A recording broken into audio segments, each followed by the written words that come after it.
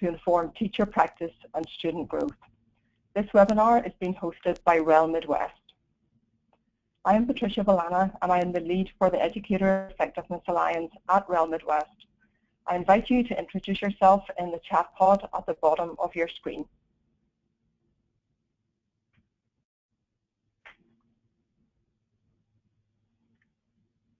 Megan, could you advance my slide, please? Our webinar today will focus on how data from educator evaluation systems is being used at state and district level. The goals of this webinar are, firstly, to present research on teacher evaluation systems and provide examples of how evaluation data is being used to support decision-making and inform professional development. And secondly, to share some insights on the implementation of evaluation systems and the use of data at the state and district level. The webinar today will be led by Marianne Lemke from the Centre on Great Teachers and Leaders. I will say a little more about Marianne and the other presenters in a few moments. Like I said, I am Patricia Valana, and I am the lead for the Educator Effectiveness Alliance at REL Midwest. I am really pleased to be hosting this webinar today. Thank you so much for taking the time to join us. I hope you will find it both useful and informative. So here are our presenters for today. Marianne Lemke is Managing Researcher at the Centre on Great Teachers and Leaders at American Institutes for Research. She leads and acts as Senior Advisor on projects related to the use of assessment data and educator quality. She also manages AIR's work in developing and implementing value-added measures for educator evaluation. Marianne has a great depth of knowledge and experience in educator effectiveness work. We also have Tyler Livingstone, who is the Educator Effectiveness Supervisor at Minnesota Department of Education. From Wisconsin Department of Public Instruction, we have Katie Rainey, who is the Director of Educator Effectiveness. Both Tyler and Katie are also members of our Educator Effectiveness Research Alliance. And last but not least, Theresa Lean from Baraboo School District in Wisconsin. So we're really fortunate to have this team of presenters with us today to share their experiences and lead the discussion.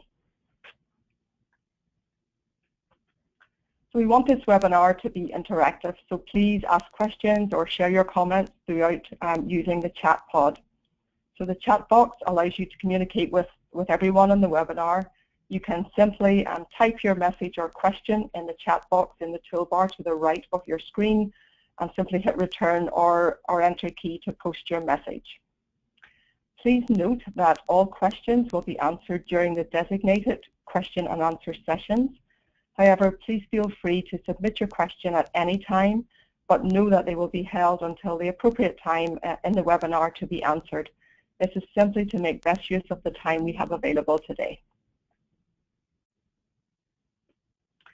So this is our agenda for today. Marianne will kick off by providing an overview of the evaluation system landscape. She will touch on how data are intended to be used and share a few studies that look at the impact of the evaluation systems. We will then have time for some questions and discussions via the chat pod that I just talked about, and then again at the end of the webinar. Then we will hear from Tyler Livingstone, who will discuss the evaluation system in Minnesota, and he will talk about how data is being used at the district level. We will then transition to Katie Rainey, who will share the Wisconsin model and provide examples of how data are being used to inform professional development. Katie will be followed by Theresa Lean from Baraboo School District, who will share how her district has used the Wisconsin model to support and develop educators. We will then have a question and answer session followed by a brief survey to close out the webinar. Most of you on this webinar today are most likely familiar with the REL and the work of the REL, but I just wanted to take a few moments to provide a brief description before turning to our topic for today.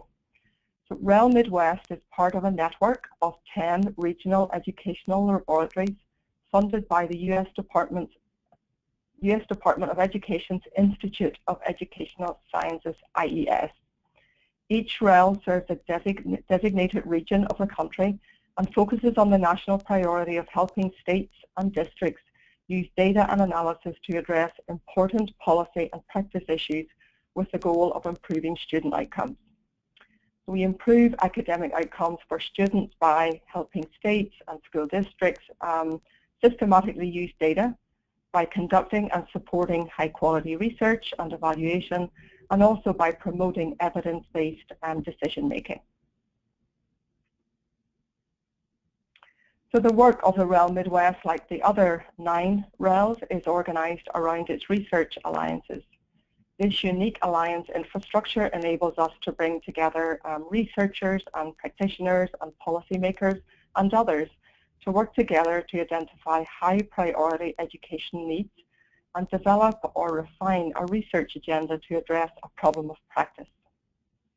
So this webinar today is focused on our Educator Effectiveness Research Alliance and providing a resource for that community. So our work within the Educator Effectiveness Alliance is really focused on supporting states' efforts to design and implement research-based tools and strategies that drive continuous improvement efforts to enhance student outcomes. So at this point, I will hand over to Marianne, who will take it along from here.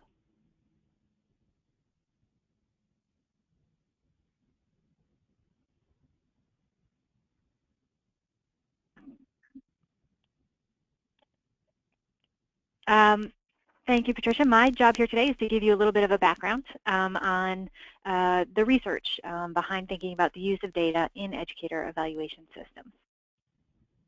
So I thought I would just start with sort of a general visual here. For any program or any policy, you can think about a logic model as mapping out how you get from whatever you're doing in your program to what you want to happen.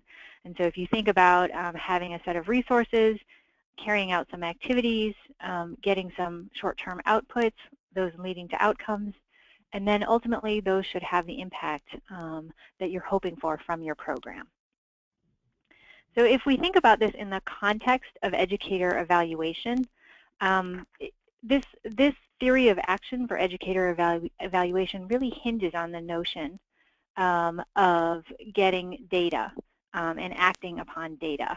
So the sort of theory behind educator evaluation assumes that if we have good tools in place to measure educator effectiveness, typically teacher practice and contributions to student learning, if we implement new and improved evaluation systems, teachers, schools, districts will get better information about performance. They'll be able to act on that. They'll be able to improve practice, and the teaching individual teachers' practice will improve, as well as sort of teaching practice more broadly. And ultimately, the outcome that we all want to have happen, that students learn more, we'll see that. And so the question becomes, what do we actually know about what information teachers, schools, and districts are receiving, how they can or do act on it, and then what happens when they do. So we're sort of really wondering what's out there in the research literature for these boxes and the arrows that live between these boxes.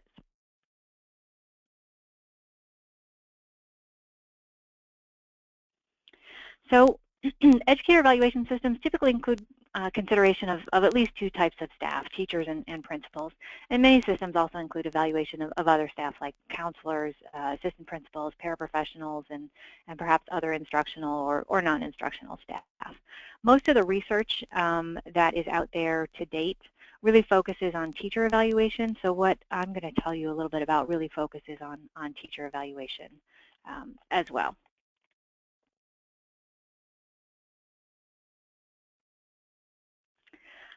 Again, educator evaluation systems usually include consideration of at least 2 key elements, measures of teacher practice, typically based on observations, and then measures of teacher contributions to student learning, which are most often based on statistical growth, or maybe more commonly known as value-added models, or on other types of student growth measures such as student learning objectives.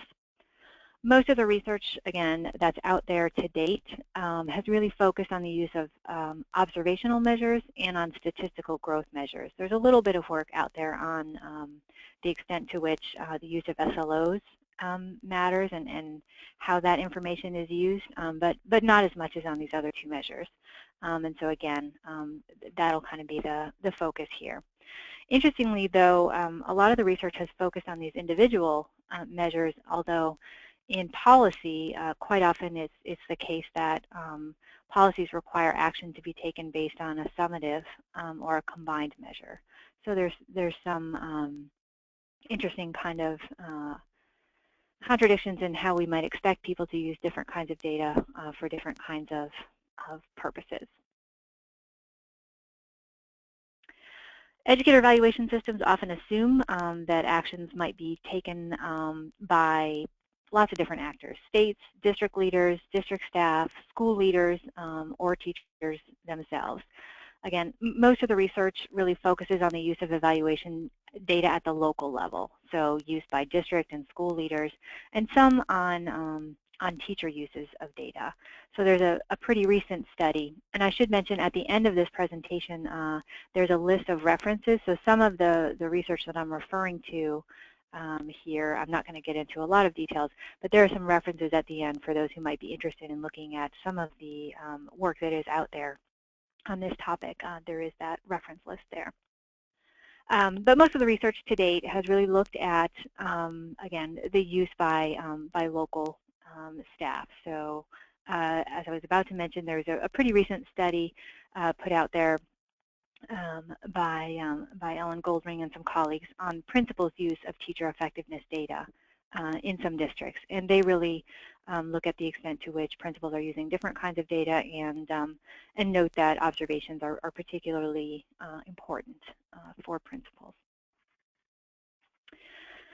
Educator evaluation systems usually sort of assume that evaluation data can be used for two big kinds of purposes. One, accountability, including different kinds of rewards or sanctions, tenure, dismissal, or performance incentives as examples, or improvement, such as using information, perhaps especially from observational measures, for professional learning. And there's some research on the use of data and for both of these purposes. But what's interesting is that the specifics of the policies and the mechanisms for improvement seem to really matter. So for example, there's quite a bit of research on the use of performance incentives, and quite often what that work shows is that you don't get a lot of significant improvements in student learning or sometimes other outcomes based on performance incentives. But it does matter what the specifics of the policies around the performance incentives are and the size of the performance incentives, for instance. And similarly, there's some work looking at dismissal policies. And again, what some researchers have found is that it matters quite a bit what the specifics of those policies are as to whether or not they have the types of effects that you might anticipate from the use of that kind of data. There is also some research looking at the use of data for improvement. So obviously one of the key pieces of that theory of action that we were looking at is that teachers themselves might be able to use feedback on their instruction to seek out additional help or try out new instructional strategies or engage in other kinds of professional learning that would help them improve their practice. And in fact, this is one area in which there is some positive evidence. So there's a study by Tyler et al. That looks at specific observed teaching practices and finding some associations with some of those particular teaching practices and student achievement growth.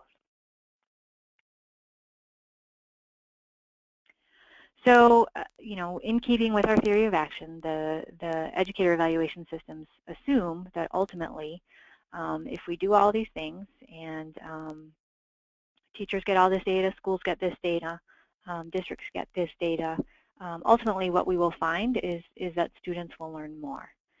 And there has been some on the impact of teacher evaluation systems on student test score gains, on teacher retention, and some evaluations of the implementation of evaluation systems that are focused more on kind of the earlier stages in the logic model, the outputs, so whether or not teachers are actually getting the feedback that they're supposed to get, whether or not that feedback is reliable, for instance. So we do have some information about sort of different those different boxes if you think about the outputs and the outcomes and the impact from our original logic model. So, for example, there's a reasonably well-known study conducted on the Washington, D.C. impact teacher evaluation system, which included observational and student growth measures that showed that lower performing teachers whose ratings placed them near the threshold that would have implied the potential for them to be dismissed actually did increase the attrition of those teachers quite a bit and improve the performance of the teachers who remained. There are also a couple of experimental studies that look at improvements in student achievement related to educator evaluation and do find some impacts. There's also some work looking at feedback and coaching and how that is associated with increased student achievement. And so there is actually some evidence out there on the extent to which these evaluation systems are associated with some of the kinds of changes that they're intended to achieve. But to summarize, so there's some evidence that these evaluation systems can, again, do what they are intended to do. The problem is it isn't always clear how those results are achieved or whether or not they can be generalized beyond the very specific places in which that kind of research has been done or the specifics of the implementation of those systems or sometimes even the specific measures that were used in those evaluation systems. And so what we really need is more study of if and how teachers, schools, and districts are using data and what are the conditions for their use. So we have some information, if you think back to the logic model, we have some information sort of about those boxes. What we don't know so much about is those little arrows in between. So how do you get from having, for example, observational data to teachers being able to use that data to improve their practice? How do you get from having student learning growth data to that impacting teacher practice or the teacher workforce in general? These are the kinds of things that we don't know enough about yet. So we can see, for example, that there may be some associations between having evaluation systems and getting results, but we just don't know exactly how that's happening and under what conditions we could really have some confidence that we would get the kinds of outcomes that we want. And so knowing that there isn't as much research out there on these issues that we might like, the next part of our agenda today actually focuses on some practical examples from states and districts about how they are thinking about these issues and their experiences to date. So the questions we've asked our state and district colleagues to comment on are how are they thinking about teacher evaluation? How have they defined who is going to make what decisions for what purpose and with what evaluation data? And then what have been their experiences to date with the implementation of this theory of action? So where are they finding success in being able to use data for the intended purposes in educator evaluation, and maybe where have they had some challenges?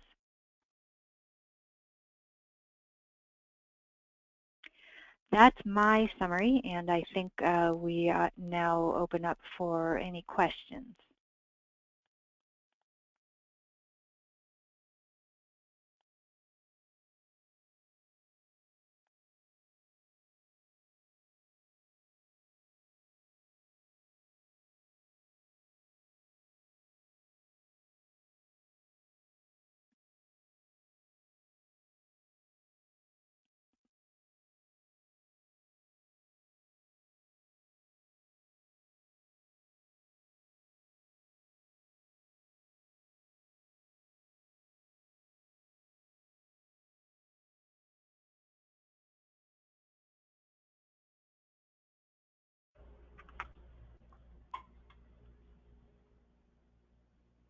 Well, having not heard any questions, I'm going to assume that I can continue on with the presentation. And if you'd like to pause for questions, you'll let me know. My name is Tyler Livingston. I am the state lead for teacher and leader effectiveness in Minnesota. Our team's role is to support our districts and charters to design quality systems and implement those systems for teacher leader effectiveness throughout the state of Minnesota. I want to speak to you a little bit about our context in this initiative. A law was passed in 2011 that very much reflected local control with this policy.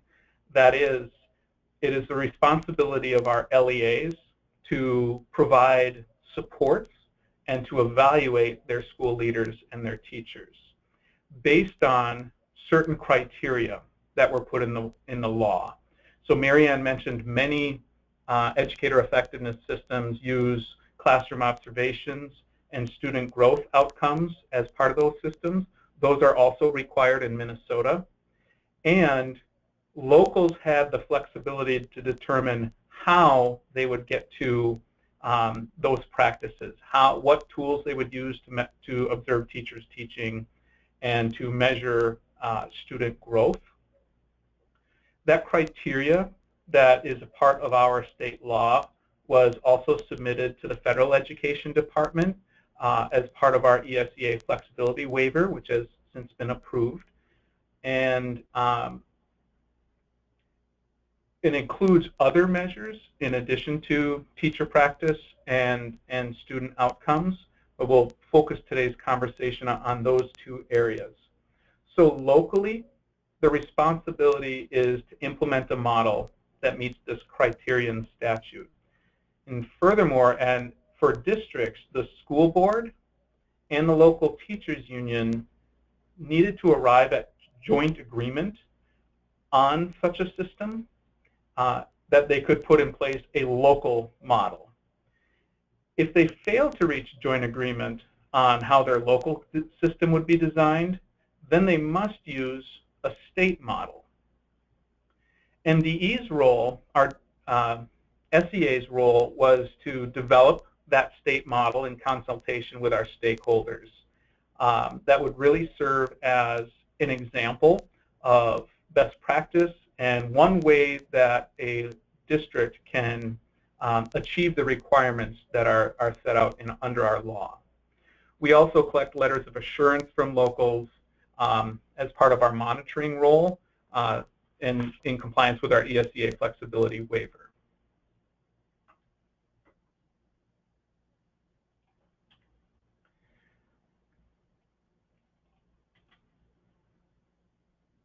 If you could advance my slide.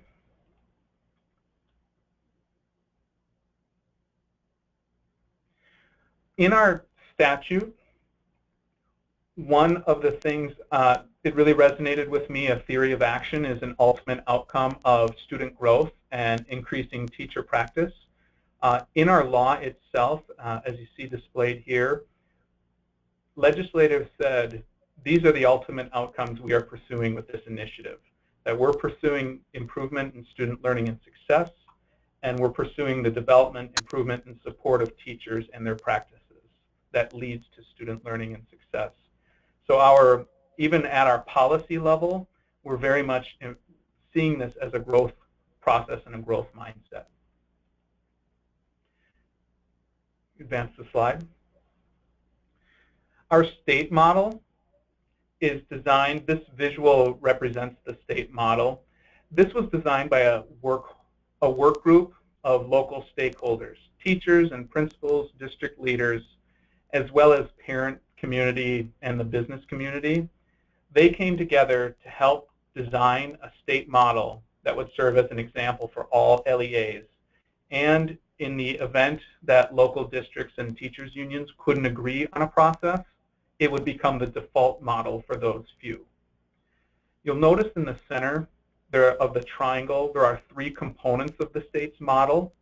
There are the teachers and their practice, and then there are two student outcome measures in the state model, student learning and achievement, or student academic growth, as well as our law is unique and it asks us to look at the degree to which students are engaged and connected with the instruction in front of them. These are the three components or legs of the state model, and by interacting with peers and by interacting with their principals about the teacher actions and the student outcomes, that generates a lot of data that can be used in face-to-face and coaching conversations, as well as at a systemic level, at a school level or a district level, to strategically plan for professional development and learning. One thing you can't see at the bottom of the slide is the statement that triangle feeds into professional development and learning, which in turn continues to feed a teacher's knowledge, skills, and responsibilities.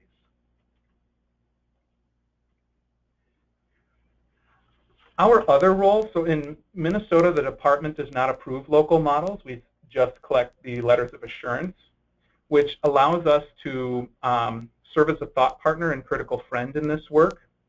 And since Minnesota has approximately 500 LEAs, each of whom have a model that they believe meets or exceeds the requirement in statute, we also have 500 variations in a theme. So our team seeks to support them by staying abreast of research, best and emerging practices, to provide technical assistance, and a lot of our professional development supports are what we call model neutral, meaning whether a district is attending our workshops and whether they're using a Charlotte Danielson instructional framework or a Robert Marzano framework and so on, they still could use support from us or other providers around the critical skills of being able to observe teachers teaching, documenting evidence rather than opinion, associating that evidence with an area in a rubric or instructional framework.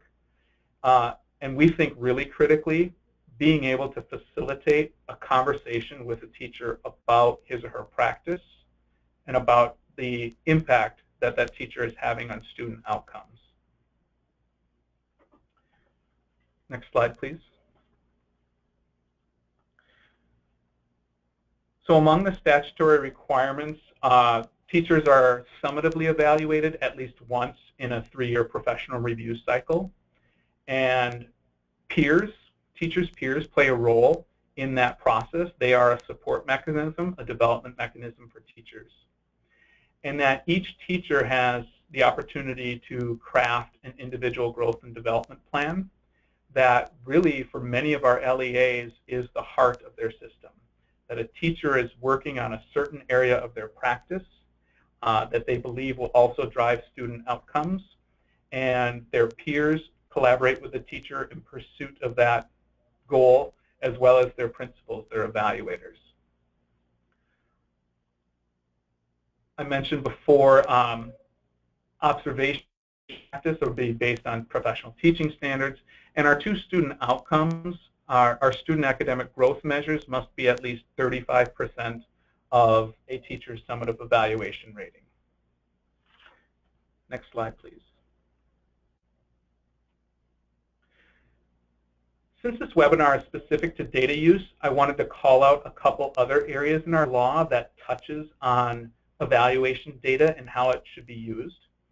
Our law also requires that staff development activities are aligned with the evaluation process and the outcomes. That is, districts are allowed to use their staff development revenue to support their teachers and principals and peer reviewers in learning their local system and getting better at their local system, as well as when they realize the results, the data, the story that the data is telling them, they can strategically use their staff development money to support individual teachers as well as grade levels and buildings and districts. Our law also includes a requirement that for teachers who are not meeting professional teaching standards, they must be supported to improve through a teacher improvement process. And should they not improve, they must be disciplined up to and including termination. So I recall on Mary Ann's slides where there are 2 general activities, some for human capital or performance management activities and others around development. This is one area of our law where it is clear that one of the outcomes of the evaluation system is to support teachers who may not be meeting standards and to make some decisions about actions around teachers who have not demonstrated such improvement. We also knew in our law that students shouldn't be placed in the classrooms of teachers who were found to be underperforming in 2 consecutive years. And another feature in our law is that all of this data that's generated, both formative and summative data, that data is protected and defined as personnel data under our law, meaning that it is not open to our SEA to look at individual results. It's not open to the community or to the press. This is very much a matter of the management's right to have that data, as well as the individual teacher's right to have that data protected. Next slide, please. So how are we using this data? Locally, in the first 3 bullets, a lot of it is done through the face-to-face interactions. That teachers are engaging in a lot of self-reflection and professional goal setting, either with a peer reviewer or peer coach, or also with a learning team or a professional learning community. That they are working together around their practice and around the outcomes that they're seeing from their children. And because we have really built in an emphasis on the collegiality in this initiative, there are many opportunities to provide formative feedback on practices and outcomes, increasing the, I like the FAST acronym, frequent, accurate, specific, and timely feedback, because that will help, we believe, grow teachers as professionals. This data is also used at a school and district level for strategic planning. So schools and districts can have the opportunity to monitor the implementation of new instructional practices or areas that they are prioritizing in their work.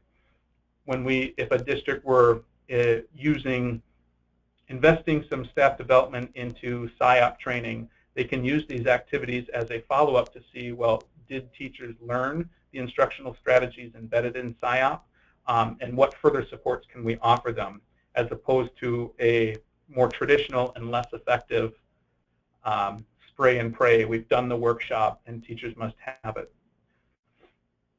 So that follow-up and follow-through can be embedded in these evaluation systems. You know, there's also an opportunity here to, with those instructional practices, but also in terms of teacher placement, to examine and address equitable practices. Are we setting teachers up for success and students up for success in the classrooms where we assign them to? Next slide, please. We are working really hard with LEAs on how to design high-quality systems, as well as how to implement those systems effectively. We believe fundamentally that LEA could have the perfect plan for them, and failure to implement that plan will not realize our intended outcomes of improved teacher practice and student outcomes. So we provide a lot of technical assistance, tools, and training designed to assist LEAs around that, both the design and the implementation of their models. And these are a few of our guiding questions around each of those, as well as to be sure that we are actively monitoring the performance of our model and the implementation. Are we being faithful to the model that we designed? You know, are we using these practices with fidelity? What are the perceptions of educators, teachers and peers and district leaders and principals? And finally, are we monitoring our ultimate outcomes? That is, are teachers improving their practice, and are we seeing improved student learning?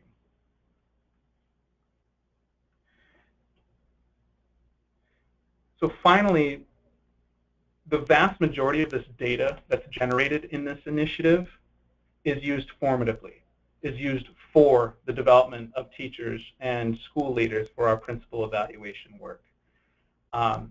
Rick Stiggins distinguishes between assessment of learning and for learning, and I think that applies for this initiative as well, that we use evaluation to feed further development over time. So we use it very much in a formative sense generally across the state.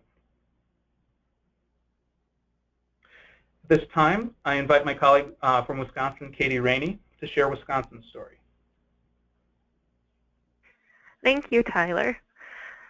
My name is Katie Rainey. I'm the Director of Educator Effectiveness in the Wisconsin Department of Public Instruction, and I am going to give you some highlights of our system as well as the specific design decisions that we made in order to inform and align to the purpose of our system, and then how we use data from the system to ensure that we're meeting that need. First, one of the things that Marianne had talked about earlier was how there's the two pieces of systems that are often reviewed related to evaluation systems being accountability and improvement. In the beginning, we looked at both of those and we felt like it couldn't be accountability and improvement. We really wanted to focus on one or the other because we felt like if you start with the idea of doing both, where you're rolling out a model that has high stakes accountability aspects but is also intended to support professional growth, that the ability to be able to do that is going to be, there's going to be barriers to that because educators in the field are going to recognize that this system can be used for high stakes. And so then they may not be entering into some of the activities with as much honesty or transparency. And with that, then they're not going to be able to gain some of the benefits of the improvement processes. So we wanted it to be specifically around improvement and growth. And at the state level, it is absolutely entirely formative. We obviously do have some districts locally that have chosen to use the data from the system for more summative, high-stakes means, but that is not the intention at the state level. So we wanted to create a system that was entirely around professional growth. And one of the things that we wanted to do within the system was to address what Marianne kind of displayed as the boxes and then the arrows between the box. So often with evaluation systems and with so many things in education, we're really good at identifying what is or isn't working, but we're not as good at identifying why or how to improve it. And so the design decisions that we've made around our system are to specifically get at that. We don't just want to tell teachers and leaders, here's where things are going well and here's where they're struggling, and maybe you should focus on where you're struggling. We want them to know why they're struggling and how they can specifically improve that through very timely, actionable feedback. So those are some of the key tenets that we were operating off of as we went into the system.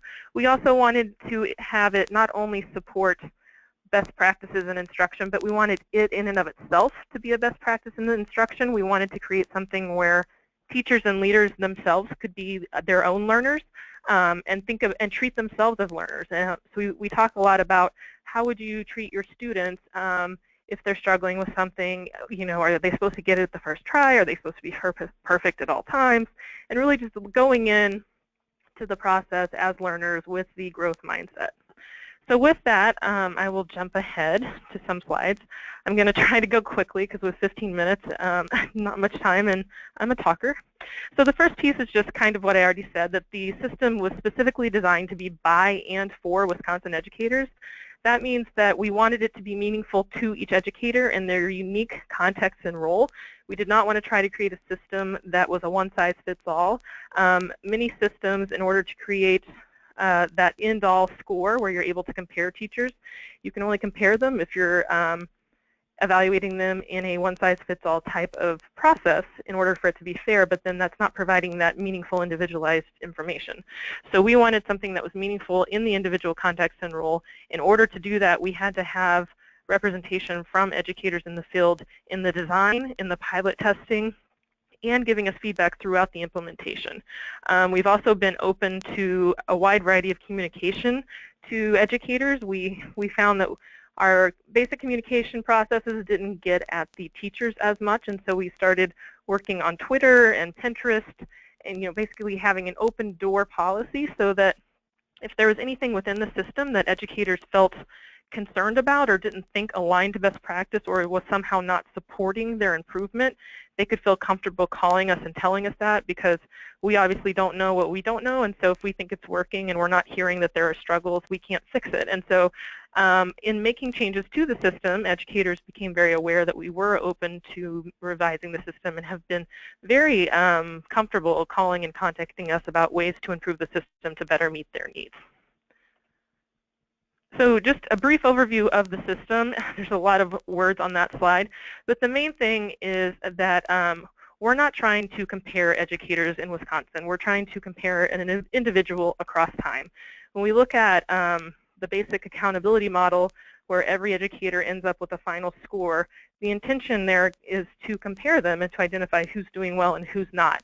There's not a lot of learning that can come out of that, because it doesn't tell you why you're not doing well or specifically how to improve. So we wanted to focus more on looking at me as an individual. How was I doing from point A, and then where am I now at point B, and what can I do to continue that growth? We also wanted to focus on making sure that you were receiving timely, meaningful feedback. So part of that was a vocal conversation with educators about the fact that this system is not about a score or a rating. We're not giving you a final score, rating, label, category, smiley face, frowny face. The only scores that we emphasize are those that are specifically tied to rubric language, because that's where you're going to get that specific language around, this is where my practice is, I can see where I want it to go, and I know specifically how to get it there. With the very specific rubrics that we've selected in our state, you can see if you've received a 2, I can see specifically within that language what a 2 looks like, what my practice looks like, and obviously I want to get that to a 3 or a 4, and by comparing the specific language between the two, I know how to do that. We've also focused on the fact that this should not only inform PD, but the system itself, the processes itself, should be PD as well. So we don't want it to just be a collection of evidence that then spits out a score that then informs where you go for PD. We wanted to create a process that was really, again, aligned to best practice and instruction, where the educator being evaluated is actually the learner. So primarily, our focus for the data within the system is how can we create a system that's providing very meaningful and timely data to the educator. And the data that we're looking at a state level is more evaluation of the system and how it's working, so that we can continually improve it to make sure that it is providing that meaningful information to educators. So moving forward, I'm going to show you some of the things that we changed based on that feedback to ensure that educators were getting that high quality feedback. The first piece is just a look at our system and timeline. Similar to what Tyler mentioned, ours is a 3-year process. Educators are statutorily mandated to be evaluated in their first year within a district, and then at least once every 3 years thereafter.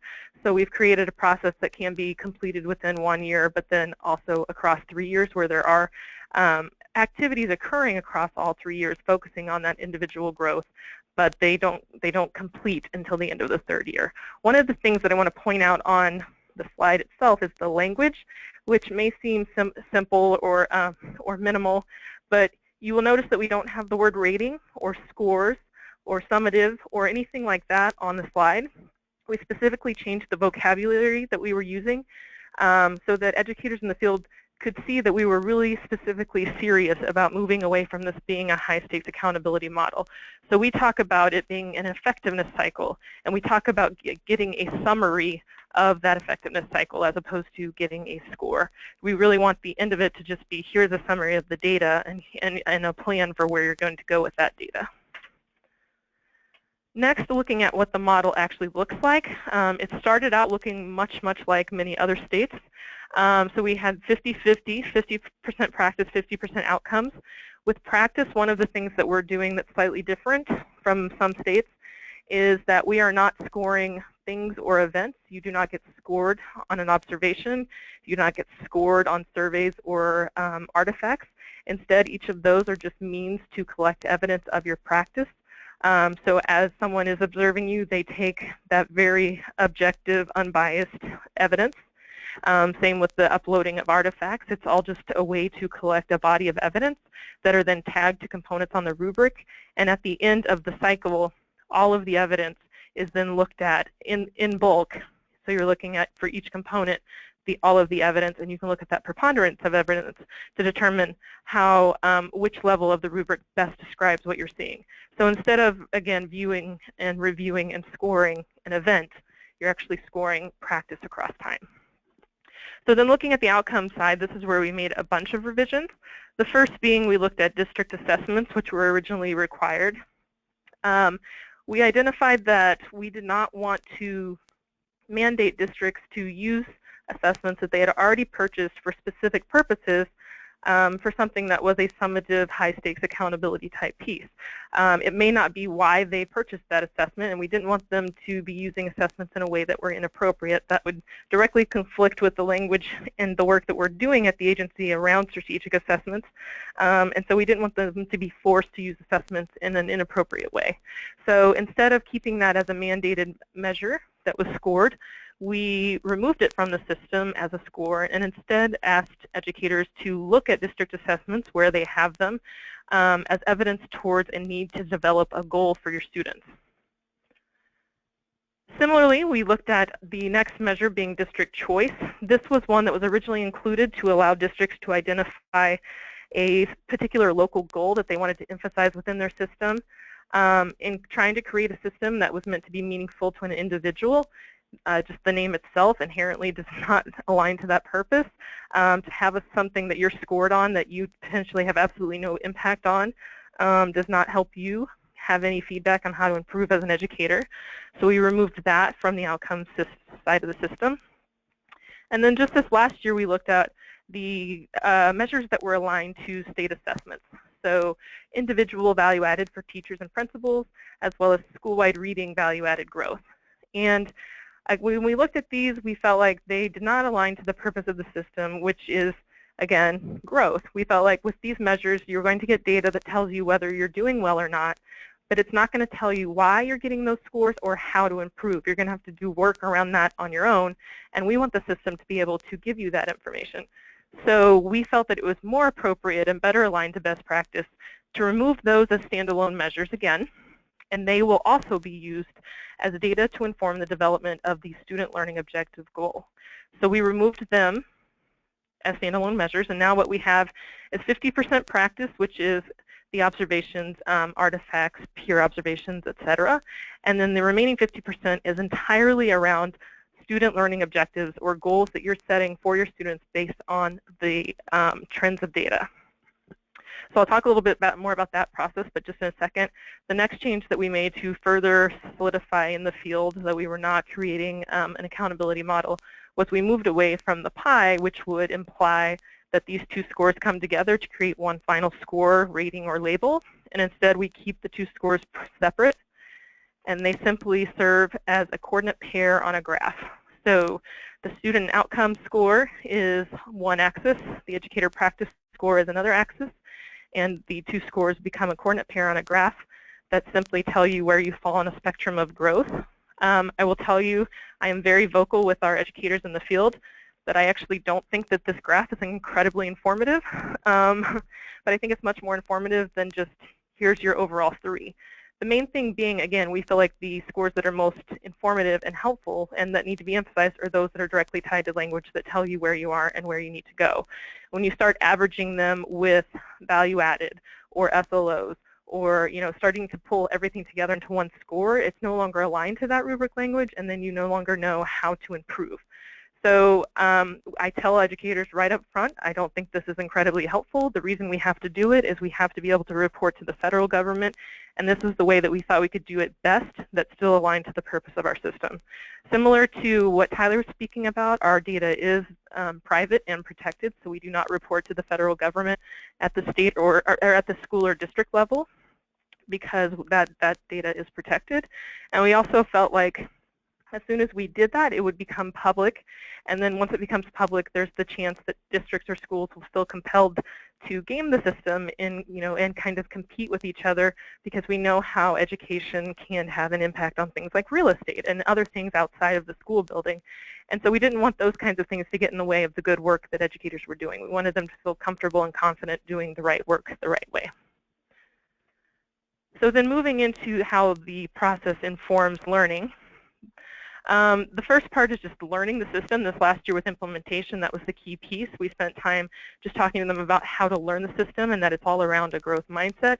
We talked a lot to educators about a permission to struggle. So often as teachers, and especially when you're going out and talking about an evaluation system, they feel like they need to be, on target. They need to be perfect. When their evaluator walks in, they need to make sure that they look perfect. And so we wanted them to know that the system itself is a way for them to learn, and that they're not going to be perfect at it, and that it's through the struggle of doing the work that they're actually going to be doing a lot of the learning. Then there's the learning within the system, which has basically been created to be an action research process or a cycle of inquiry. So instead of having a practice score and a student learning score that stand alone and then come together, what we actually have created is a process. So the educators at the beginning of the year start on the student learning objective side.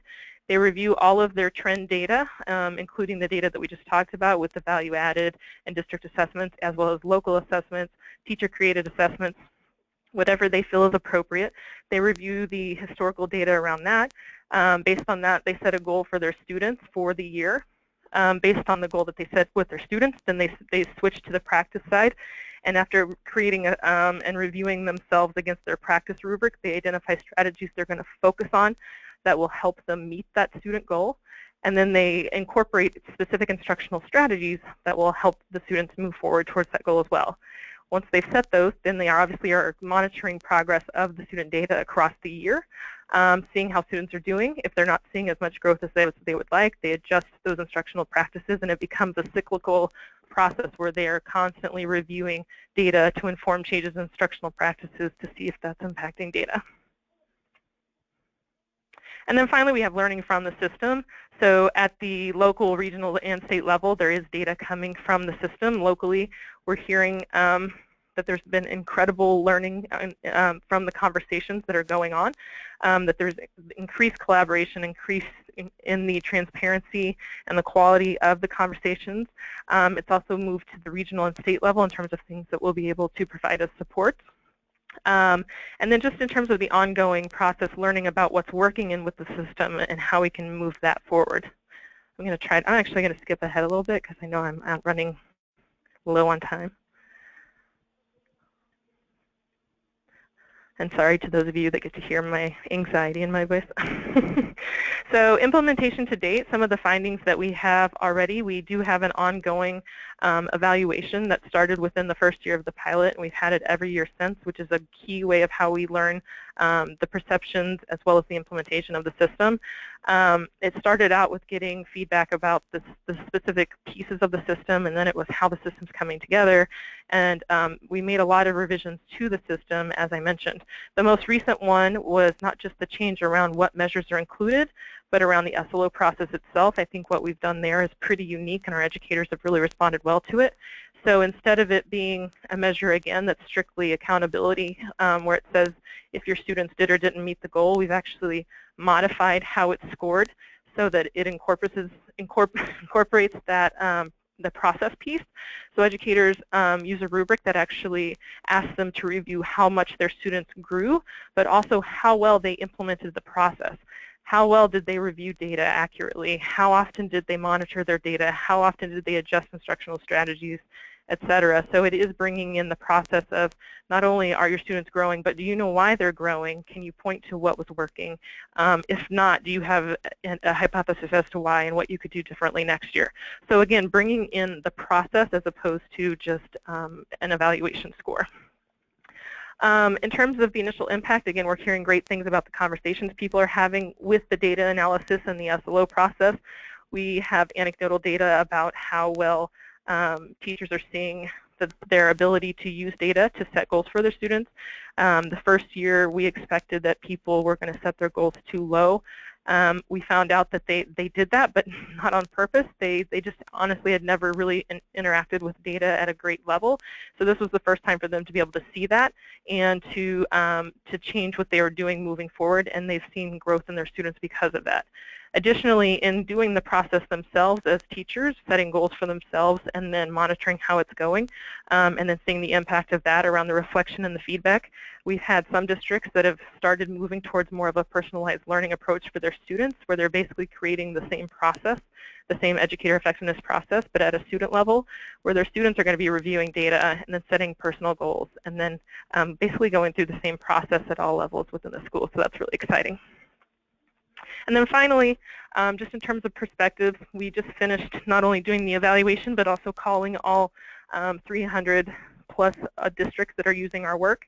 And we're getting really, really positive feedback about the purpose of the system. They recognize that it is about growth. They recognize that they feel like it's the right work, that it's not something that they're doing above and beyond the work, that this is just good teaching and it's helping them to do it even better. They really believe in the Danielson rubrics that we're using for teachers. They love the processes around the SLO and how that feeds into good practice. The key challenge has been time and tools, but we've been proactive in addressing that for going into next year. And then in terms of impact, we're finding consistently teachers are struggling with assessment and data literacy, and principals are struggling with being instructional leaders, so helping set goals and providing quality feedback. So those are things that we're going to be working with at the IHE level for preparation programs, as well as our resources and training moving forward. And then finally, the last thing that we're looking at is what our evaluation will look like moving forward, and we want to shift it from just how is it working, but determining how we can make sure it's working well. And part of that will be to look at an implementation study. So are they doing what's required? Are they doing it but just because they have to and it's strictly compliance? Or are they implementing it with the purpose and really buying into the purpose, and then seeing what the impact looks like across those various models?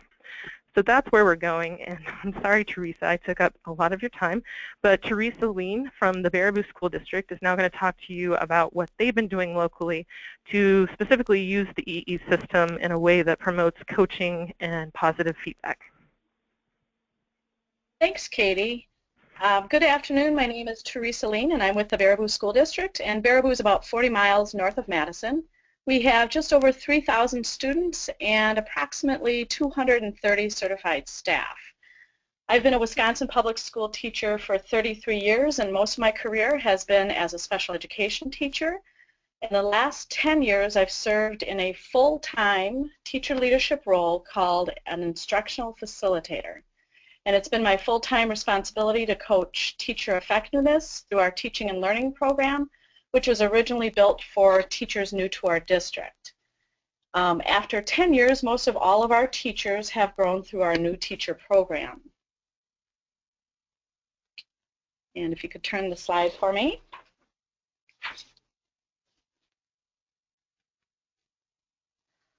Last spring, the Baraboo School District was recognized for our efforts in focusing on teacher effectiveness and building teacher capacity through a continuous growth model. And this has created many positive incidental benefits for teachers, such as teacher leadership roles, which I will explain later. In 2005, when the instructional facilitator position was created, I wondered how I'd be able to talk with other teachers from different disciplines and levels. I was leaving an elementary special education position, and I would be working with high school physics teachers, a French teacher, an art teacher, and other positions unlike mine. So I actually asked Jeeves, and if you remember, that search engine came before Google, and Jeeves found the framework for teaching. And when I read Charlotte Danielson's books, Enhancing Professional Practice and Talk About Teaching, it gave me the confidence to be able to have productive professional conversations and provide actionable feedback while using those reflective practices to grow teaching and learning. So we've used the framework for teaching in our new teacher program for 11 years, and in 2009 it became our district evaluation tool. Now, with the framework well established in our common language, for the last few years we have paired our efforts to align with John Hattie's work in Knowing Thy Impact, so that we work smarter and not harder. And we've identified instructional priorities based on several data points and weighed those against the effect sizes. So in a minute, I will share with you how we use our walkthrough data. But first, I want to show you and showcase these priorities. This has been an ongoing message to our staff since 2011, and we started with Domain 3. We used carefully crafted sources in order to design which priorities we would have. And then last year, we were ready to add priorities in Domains 1, 2, and 4. And you'll find this graphic in each of our teachers' classroom, and they are used for coaching and professional conversations, and also professional learning opportunities to support our learning around the effectiveness of these priorities. When choosing these priorities, we did use our observation data, and then we ensured the alignment to Hattie's effect size. So I want to show you a snapshot of the walkthrough data from a building. The data is collected by certified Teachscape focus observers, which are a combination of administrators and coaches. And we use a Google form while in the classroom, and the information is sent to the teacher by email after we leave the classroom for immediate feedback. This information is shown to teachers without any of the identifying information so that they, as a professional learning community, can analyze that data. The teacher leaders in the buildings facilitate a learning process with their peers about this data, and as coaches, we review the data as it is aggregated to design our seminars around the walkthrough data in real time. So if we see a particular need arise, we can be responsive to our buildings or to the cohorts of teachers. These walkthroughs have generated more conversations about teaching and learning amongst teachers and coaches, principals, and administrators than we ever had imagined. Here are some pictures of teachers engaged in those conversations. The coaches at the buildings are taking these walkthrough data on one of the instructional priorities in small groups and discussing what they notice and how they will advance their skills and the strategies they will use to improve in these areas. So when they return as a staff, they have organically grown these strategies and resources that they have collectively developed. And then these charts are reminders for applying them into their practice. So this slide is like the one Katie showed with the circle and the arrows about learning in the system. This is our graph. So as Educator Effectiveness became a state and national initiative, the School District of Baraboo was well poised to transfer our past efforts to the current system. We were able to demonstrate to the teachers that educator effectiveness was not something new to us, rather an evolution of our past work, and that we would advance our understanding of how to use the data from the work of EE. So in this slide, you will find our visual in our local language to explain to the teachers that how we teach, which is in the green box and is our professional practice goal, is directly related to why our students learn, and that's in the gold box, and that's our student learning objectives. So we were trying to pair the language together so that they could see how this has become now our educator effectiveness plan, but something that we have done in the past. So professional learning is highly valued by our educational community, and it's evidenced by the structures we have in place to provide the time for it. We release students early every Wednesday, and of course getting to this point didn't happen overnight, and we are continuously fine-tuning this process. This year we have 2 different yet related focuses on our Wednesdays. Every other Wednesday is a TLC, and this is using our local language. This is when teachers are focused on growing their professional practice or their PPG goal in their educator effectiveness plan. The TLC stands for Teaching and Learning Clusters, and these groups are created based on their self-reflections through the framework for teaching. Then on the other Wednesday, the PLC stands for Professional Learning Communities, and these groups are created based on student needs through the data we use to measure growth and are likely in teams of subject matter or content.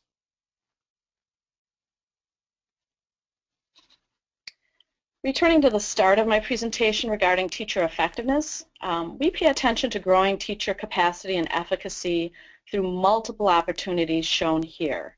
So in Leveraging Leadership by Paul Bambrick, we agree with how critical feedback is and how important our professional conversations are to strengthening our teaching force. So just as Wisconsin Educator Effectiveness Model promotes these conversations, we can make these opportunities exist without it being something we have to do to comply with EE. All these pieces on the slide have a correlation to our EE in the state, but the Baraboo School District, these pieces are a part of our culture. So last but not least, I would like to showcase our teacher leadership roles. As someone who's been fortunate enough to serve in a teacher leadership role after 22 years, I'm really proud of our district for building and sustaining the capacity for roles that promote leaders in us. It ignites the enthusiasm in the field, and it retains and attracts teachers of all generations and experience. So we are able to collaborate around our passions that really positively influence student achievement. So that is our Baraboo story.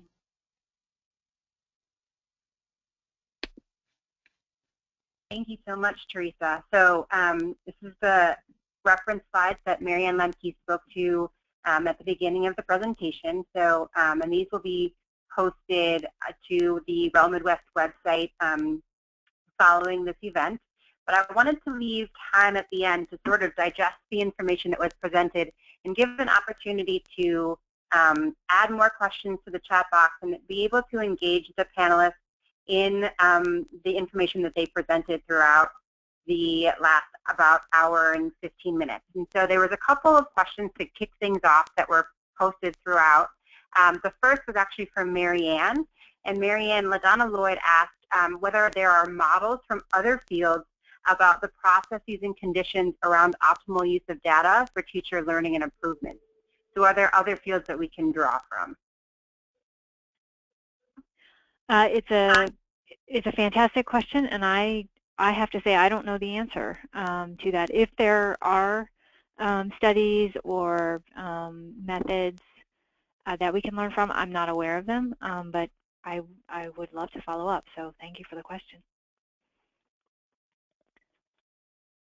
Perfect. And then if people think of questions later and want to send an email, please feel free to do so. But Tyler, this next question was for you. You were talking about your work with the LEAs, and Lori asked, what are some ways the LEAs measure student engagement?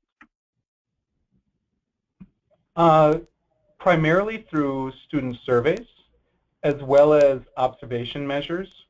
When we work with districts, we first start by having them have a clear definition of how they define student engagement and the various dimensions of student engagement, whether we're looking at behavioral, academic, affective engagement, or so on.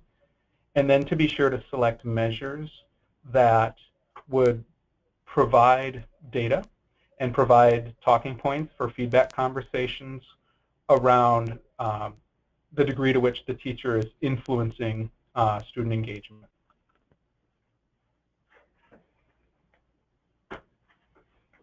Thank you so much. And actually, a follow-up on that, you were talking about what teachers are doing after not being allowed to have students if they were underperforming for 2 consecutive years. And the question was, what then those teachers are supposed to do if they're not allowed to be in front of students? Oh, I'm sorry, that may have been a miscommunication.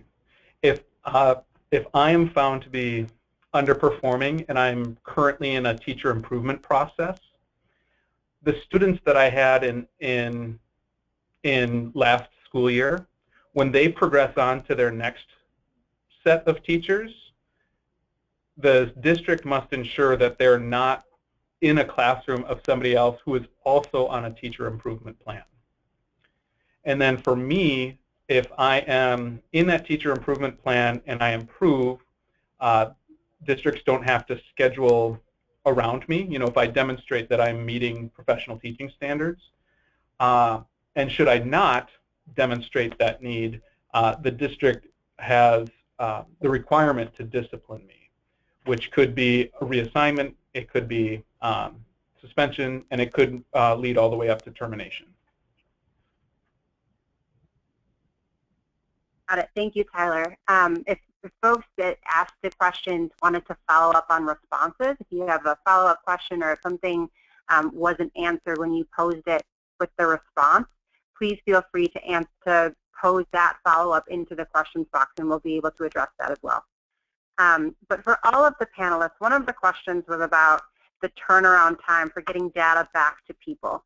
And I think this goes with something that we've spoken about several times, and that's sharing data in between the state and local levels and what that looks like. So if we're talking about that on the evaluation system, then I ask all of our speakers what that looks like for you all, both internally within the local level and also from the local to state level. This is Katie from Wisconsin. We have, because of the changes that we've made to the system design, the scores and the data that they would be sending us or that we would be sending back are the ones that they already have locally within their online management system. So it would be for teachers, the 22 Danielson components, and then the overall SLO score that addresses their implementation and student progress. So they're sending us data that they already have locally, and we'll be sending it back in a way that helps them to analyze it. But in reality, the way that we've created it is that they already have what they need locally, and they're not relying on us to be giving them anything.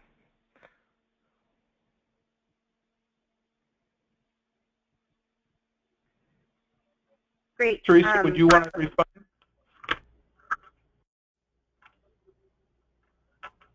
This is Theresa. What was the question?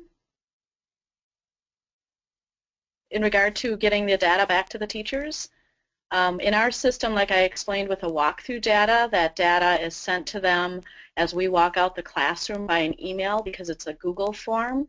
The observation data is shared with them shortly thereafter the observation, whether it is what we call a mini or an announced observation, and they're provided with what we have really been carefully practicing and training on, and that's high fidelity feedback, so that the feedback is authentic and timely and specific to the teacher. So that information is given to them within days of any type of EE observation. And that is actually a requirement of the system, that there is a quick turnaround on the local feedback given to teachers, and we've also built in required times for teachers and their evaluators as well as their peers to reflect on what they're learning. So the whole process is built on talking about what you're learning and what you're doing. But I think in terms of at the state level, we're trying to minimize our role in collecting or giving the data, because we don't want educators to feel nervous about what we are or are not seeing, and then again have them feel like they can't engage in the process as true learners and take risks. In Minnesota, it is very similar. That at a local level, that data is reported back pretty frequently, following an observation or an interaction about practice or student outcomes, or as part of a professional learning community meeting. One difference in Minnesota and Wisconsin is that our state agency does not collect the data, particularly because local plans vary at such degree, as well as that's not a part of our authority in our state's context. I like that, Tyler. That's where we're trying to go. Yay for learning. So to follow up Tyler as well, and I have to warn folks, we are coming on the end of our time. But one last question, and this is specifically for Minnesota, but Katie and Theresa, you're always welcome to jump in if you'd like. But it was a follow-up to that data question about two parts. One is whether there's standardized processes to use if local areas are reporting back up to the state level. And then the other part is the age-old question of where tenure comes into play. The first question, the locals do not report up to us. We do not have a role in approving local models or reviewing results. What we do instead is we provide locals with tools and technical assistance to monitor the performance of their system locally. And then you asked about tenure. All teachers, probationary or tenure, are required to participate in a local evaluation system. And the end result of this 3-year professional review cycle and is, first of all, primarily for 100% of our teachers to develop them in their craft. And for some, and the implications of tenure is really a protection of due process. So if I'm a teacher and the evaluation results suggest I'm not meeting standards, I get that support to improve. That's all a part of my initial due process. That support, that teacher improvement plan, includes goals and timelines and what outcomes the system needs to see in my performance. And for the vast majority of them, we hope that they do demonstrate those outcomes and continue forward in local systems. And for some, at the point of making a decision around discipline, what this evaluation system has brought forward is a demonstration of due process on the front end of administering discipline, should that be the decision that a local makes.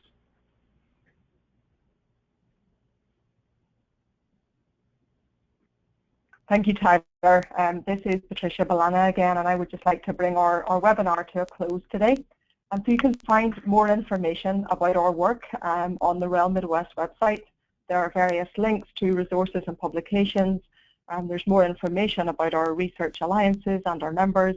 There's some information there about upcoming events, and you'll also have access to some past and archived events as well. And of course, you can follow us on Twitter as well at REL Midwest. Megan, could I ask just please, thank you. You can also, of course, contact me for more information at any point. I would be happy to answer any questions you may have about REL Midwest and the work of our alliance, and also to hear about the work that you folks are doing around educator effectiveness. So I would ask you just to, if you have time, just to take a few moments to answer the questions on our survey. Your feedback is really important to us. It helps us to continue to improve and get better at these types of events. So the link for this survey will also be included in the follow-up email that you will receive within the next day or two. So please wait for that. But I would just like to close today by thanking our 4 presenters. Thank you so much for sharing your experience and your knowledge on this really important topic. And thanks to those in the background who made this event happen, and especially to all our participants today who took the time and made the effort to join us. I hope you found it useful. I hope you find it informative, and thank you very much. Thanks, Patricia. Thank you, everyone. Anyone who remains on the line, the survey is also available in the chat box in the link, and you also receive it in an email that will be sent out in the next hour.